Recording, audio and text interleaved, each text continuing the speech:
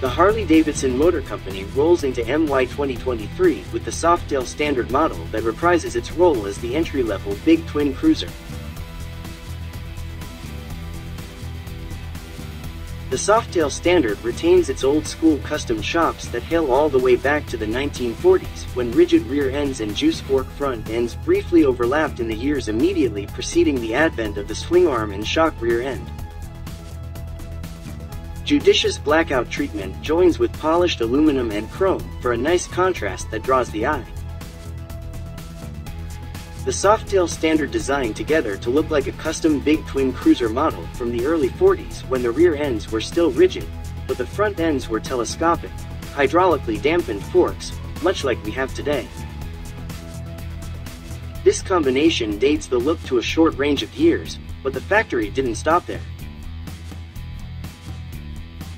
A round Cyclops headlight toes the design line, but it rocks modern LED emitters for both the headlight and the DRL feature. The rear turn signals multitask as the tail light and brake light on top of their usual blinker duties. The instrumentation is all handled by a teeny-tiny, 2.14-inch LCD screen integrated with the top half of the handlebar clamp, making it supremely low profile and leaving the cockpit looking uncommonly clean. The frame on the Softail Standard is what really makes the magic happen.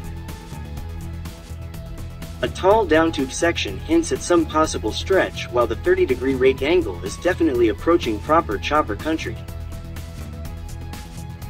A set of 49mm Showa forks float the front end on 5.1 inches of travel with the dual bending valve technology that delivers a superior ride to plain vanilla forks. The hidden rear shock rocks 3.4 inches of travel, which is short but common with faux rigid frame types. A comfortable riding position joins with a dead low seat to inspire confidence at stops and when padding around in the parking lot. Harley-Davidson powers the 2023 Softail Standard with its relatively new Milwaukee 8107 plant. The Mil-8 Big Twin runs in the traditional long-stroke layout with a 100mm bore and 111.1mm stroke.